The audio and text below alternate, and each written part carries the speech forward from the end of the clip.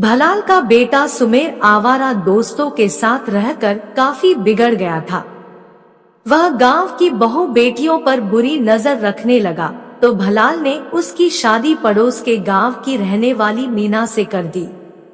भलाल सोचना था कि पत्नी की जिम्मेदारी आते ही बेटा अपने आप सुधर जाएगा। परिणाम उसके आशा के एकदम अनुकूल ही निकला। सुमेर नई नवेली पत्नी मीना के रूपयौवन में कुछ इस तरह उलझा कि शादी के बाद उसका ज्यादातर समय घर पर ही गुजरने लगा। शादी के 1.5 साल बाद मीना ने बेटी को जन्म दिया तो सुमेर की जिम्मेदारी और बढ़ गई। अब उसके पास समय ही नहीं रहा कि वह दोस्तों के साथ उठे बैठे। एक एक करके सुमेर 4 बच्चों का बाप बन गया। परिवार बढ़ा और उसी बीच बाप की भी मौत हो गई, तो सुमेर घर परिवार की जिम्मेदारियों में इस कदर उलझ गया कि अब उसे अपना भी होश नहीं रहता था। इसके बावजूद जवानी की बिगड़ी अन्य आदतें भले ही सुधर गई थी, लेकिन पीने पिलाने की आदत जस की तस थी। जबकि अब उसके बच्चे भी जवान हो रहे थे। उसकी बड़ी बेटी हेमलता 18 साल की हो चुकी थी।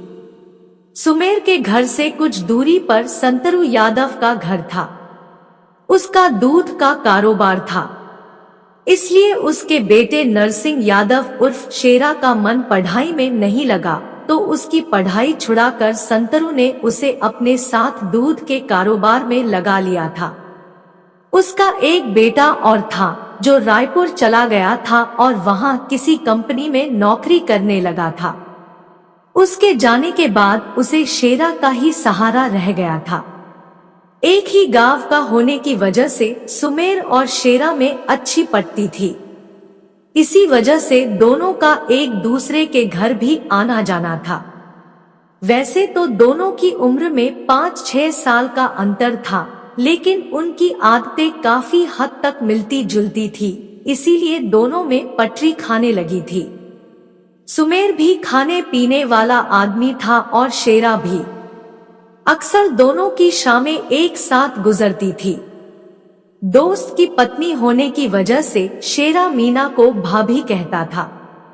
इसी रिश्ते की आड़ में दोनों के बीच हंसी मजाक भी खूब होता था। उनका यह मजाक कभी कभी मर्यादा भी लांघ जाता था। 4 साल पहले की बात है। गर्मी के दिन थे। शेरा अपनी भैंसों को नहलाने के लिए रोजाना दोपहर को गांव के दक्षिण में जायसवाल आरा मिल से थोड़ी दूर स्थित ठाकुरबिया तालाब पर ले जाता था।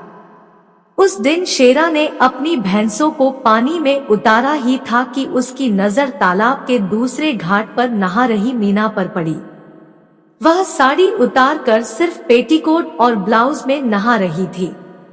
शेरा ने सोचा मीना उसे देखकर या तो पानी में बैठ जाएगी या निकलकर साड़ी लपेट लेगी, लेकिन जब उसने ऐसा कुछ नहीं किया तो शेरा की आंखों में चमक आ गई। शेरा को अचानक शरारत सूझी और वह अपनी भैंसों को धीरे धीरे उसी ओर खदेड़ ले गया जिधर वह नहा रही थी। मीना को लगा उसकी भैंसें अपने आप आ गई है, इसलिए वह खामोश रही। शेरा ने भैंस के ऊपर पानी डालने के बहाने एक अंजुली पानी मीना के ऊपर भी उछाल दिया। मीना के भीगे खुले अंग धूप में कुंदन की तरह चमक रहे थे। उस स्थिति में वह कुछ ज्यादा ही सुंदर लग रही थी।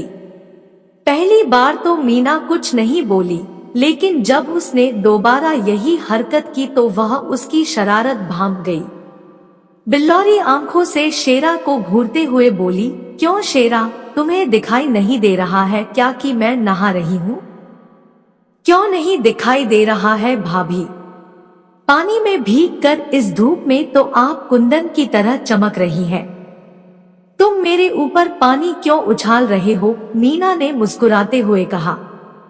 भाभी, मैं पानी आपके ऊपर नहीं, भैंसों के ऊपर उछाल रहा था, जिससे उनकी गर्मी थोड़ी शांत हो जाए। उसी में से थोड़ा पानी आप पर भी चला गया होगा, शेरा ने सफाई दी। भैंस ही नहलाना था तो उधर ही नहला लिया होता। तुम्हें पता नहीं यहाँ औरतें नहाती है, मीना ने बनावटी प्रतिरोध किया। अरे ये भैंसे भी तो औरतें हैं, मैं तो इन्हें उसी ओर ले गया था, ये खुद ही अपने घाट पर आ गई, अब इन्हें छोड़कर मैं कहाँ जा सकता हूँ।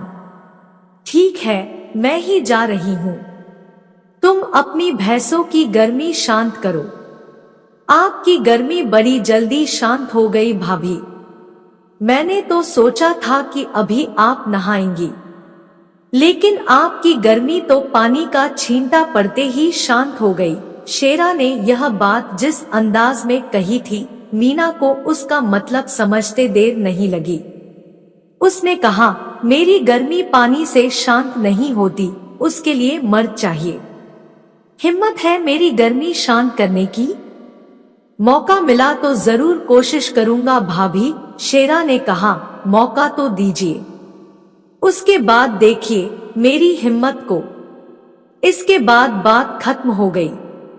लेकिन शेरा का जब भी मीना से सामना होता, शेरा अभिवादन करके यह कहना नहीं भूलता, भाभी गर्मी शांत करने का कब मौका दे रही हो। उसी बीच गांव में नाच गाने का प्रोग्राम बना। जिस दिन नाच गाना होना था, सुबह शेरा मीना के दरवाजे से गुजरा तो आंगन में बैठी मीना उसे दिखाई दे गई। दरवाजे के पास से ही उसने कहा, राम राम भाभी जी, क्या हालचाल है, क्या कर रही है? तुम भी अजीब सवाल करते हो, देख नहीं रहे हो बैठी हूँ। वह तो देख रहा हूँ, मेरा मतलब कुछ और था, मैं तो गर्मी। शेरा की बात पूरी होती उसके पहले ही मीना ने कहा, देवर जी अभी तुम जाओ, रात में नाच देखने आऊंगी, वहीं मिलना। शेरा का वह दिन बड़ी मुश्किल से बीता।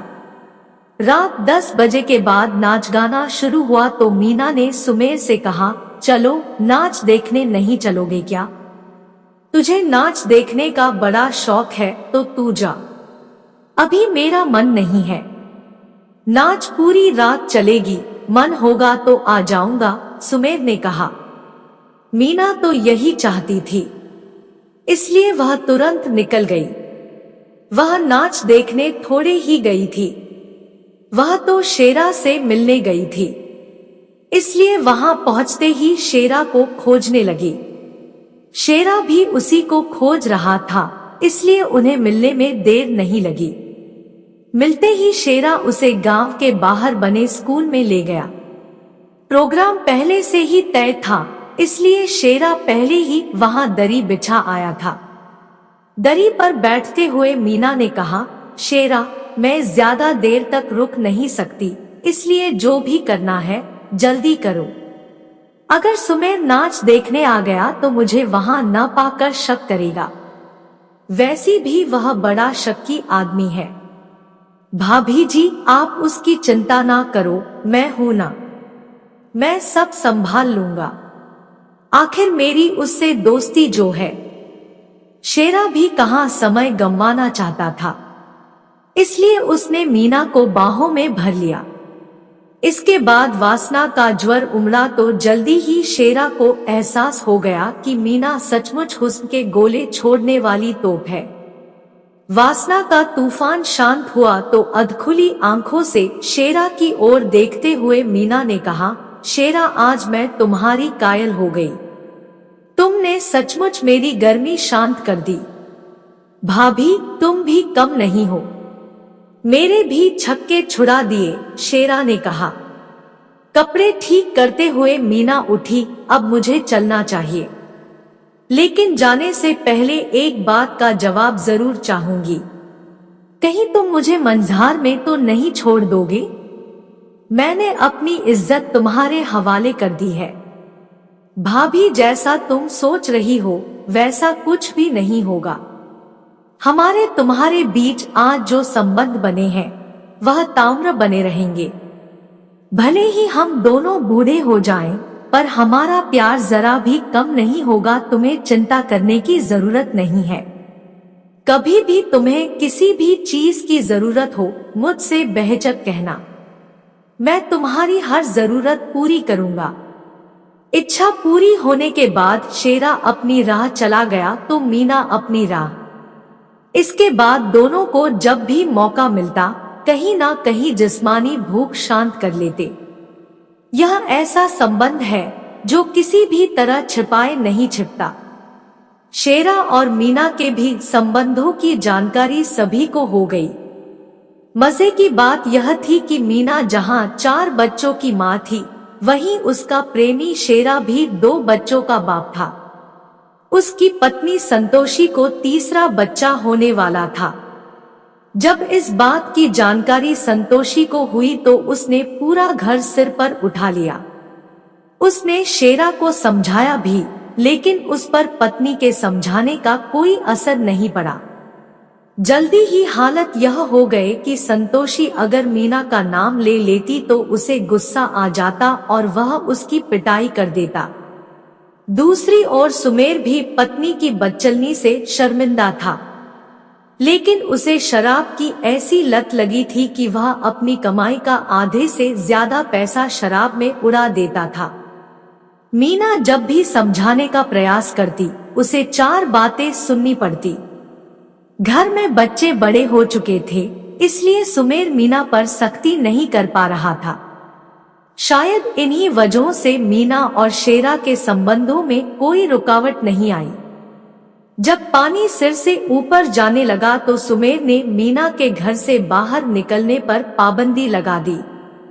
वह खुद तो उस पर नजर रखता ही था, इस काम में बेटी भी उसकी मदद करती थी। सुमेर और बेटी की निगरानी से मीना परेशान हो उठी। अब वह पहले की तरह शेरा से नहीं मिल पा रही थी। शेरा भी मीना से मिलने के लिए बेचैन रहता था। शेरा को पता था कि सुमेर ने उस पर घर से बाहर निकलने पर पाबंदी लगा रखी है। दोनों की छटपटाहट बढ़ी तो एक दिन मीना ने कहा, शेरा, अगर तुम चाहते हो कि मैं पूरी तरह से तुम्हारी हो जाऊं तो तुम्हें सुमेर को रास्ते से हटाना होगा। शेरा भी मीना के लिए बेचैन था, इसलिए वह इसके लिए भी तैयार हो गया। शेरा के एक रिश्तेदार के बेटे का जन्मदिन था। शेरा जन्मदिन की पार्टी में शामिल होकर रात 9 बजे के आसपास घर लौट रहा था, तभी चौक के पास उसकी मुलाकात सुमेर से हो गई। उसे देखते ही शेरा के दिमाग में उसे ठिकाने लगाने का विचार आ गया। उसने उसके पास जाकर कहा, सुमेर भाई, लगता है आजकल आप मुझसे नाराज चल रहे हैं, इसीलिए मेरे साथ बैठकर खाते पीते नहीं हैं। बहुत दिनों बाद मिले हो तो चलो आज साथ बैठकर एक पैक पी लेते हैं। सुमेर शराब पिए था, लेकिन शराब उसकी कमजोरी बन चुकी थी, इसलिए वह मना नहीं कर सका। शेरा ने उसे अपनी मोटरसाइकिल पर बैठा और बलौदा बाजार की ओर चल पड़ा। उस समय रात के 10 बज रहे थे। बेलौदा बाजार से उसने शराब की एक बोतल, खाने का सामान खरीदा और लौट पड़ा। रास्ते में पड़ने वाले खोरसी नाला के पास उसने मोटरसाइकिल रोक दी और ठीक ठाक जगह तलाश कर बैठ गया। शेरा ने खुद तो कम पी, जबकि सुमेर को ज्यादा पिलाई। सुमेर पर शराब का नशा चढ़ा तो वह वहीं पर लेट गया। इसके बाद शेरा ने मीना को फोन किया, मीना, सुमेर मेरे पास नशे में बेहोश पड़ा है, तुम कहो तो इसे ऊपर पहुंचा दूं या मोटरसाइकिल पर लाद कर तुम्हारे घर छोड़ दूं? अब मैं बताऊंगी कि उसका क्या करना है। पहले तो कहते थे कि जीवन भर साथ निभाऊंगा, मंझधार में नहीं छोड़ूंगा। अब मुझसे पूछ रहे हो कि क्या करूं? मीना गुस्से में बोली, अगर तुम चाहते हो कि मैं उसके हाथों पिटती रहूं, बेइज्जत होती रहूं तो लाकर उसे यहाँ छोड़ दो। शेरा की समझ में आ गया कि मीना क्या चाहती है। उसने कहा, ठीक है, आज मैं सारे फसाद का अंत किए देता हूँ। आज के बाद तुझे मारने पीटने वाला कोई नहीं रहेगा, रहेगा तो सिर्फ प्यार करने वाला। इसके बाद शेरा ने सुमेर के पास जाकर दोनों हाथों से उसकी गर्दन दबोच ली और दबाने लगा। सुमेर पर नशा इस कदर हावी था कि वह विरोध नहीं कर सका। उसने हाथ पैर पटक कर दम तोड़ दिया। सुमेर मर गया तो शेरा उसके दोनों पैर पकड़कर उसे घसीटते हुए नाले के पास ले गया और उसकी लाश को उठाकर नाले में फेंक दिया। इसके बाद निश्चिंत होकर अपने घर चला गया। सुबह नाले से सटे गांव के रहने वालों ने नाले में लाश देखी तो इसकी जानकारी पुलिस को दी। सूचना पाते ही पुलिस दलबल के साथ घटनास्थल पर पहुंच गई। लाश पानी में पेट के बल पड़ी थी। थाना प्रभारी ने गांव वालों की मदद से वह लाश बाहर निकलवाई। लाश देखकर ही लग रहा था कि उसे रात में ही पानी में फेंका गया था। वहां मौजूद लोगों से पुलिस ने लाश की शिनाख्त करानी चाहिए तो कोई भी उसकी शिनाख्त नहीं कर सका। थाना प्रभारी पने घटनास्थल और लाश की जांच कर रहे थे। इसके बाद घटनास्थल की सारी औपचारिकताएं करके लाश को पोस्टमार्टम के लिए भिजवा दिया गया। इसके बाद ने थाने लौटकर हत्या का मुकदमा दर्ज कराया और यह पता लगाने लगे कि 2-3 दिनों में कहीं कोई गुमशुदगी तो दर्ज नहीं हुई। उन्हें पता चला कि थाने में थोड़ी देर पहले ही एक महिला आई थी जिसका पति सुमेर पिछले दिन से गायब है। महिला ने अपने पति का जो हुलिया बताया था वह लावारिस लाश के हुलिये से मेल खा रहा था। इसके बाद थाना प्रभारी ने महिला को पोस्टमार्टम हाउस बुलवा लिया। पोस्टमार्टम हाउस में महिला को नाले में मिली लाश दिखाई तो वह जोर जोर से रोने लगी। इससे साफ हो गया कि मृतक उसका पति सुमेर था। पोस्टमार्टम के बाद लाश मीना को सौंप दी गई। थाना प्रभारी ने जांच शुरू की तो पता चला कि मीना का गांव के ही शेरा यादव से अवैध संबंध था। इस बात को लेकर सुमेर आए दिन उसकी पिटाई करता रहता था। थाना प्रभारी ने मीना और शेरा यादव को थाने बुलवा लिया। दोनों से अलग अलग सख्ती से पूछताछ की गई तो सुमेर की हत्या का सारा राज सामने आ गया। शेरा यादव ने स्वीकार कर लिया कि सुमेर की पत्नी मीना के साथ पिछले कुछ सालों से उसके अवैध संबंध थे। उसी के कहने पर उसने उसके पति सुमेर की हत्या कर लाश नाले में फेंक दी थी। सुमेर की हत्या का खुलासा होने के बाद पुलिस ने अज्ञात की जगह शेरा और मीना का नाम दर्ज कर अदालत में पेश किया, जहां से उन्हें जेल भेज दिया गया।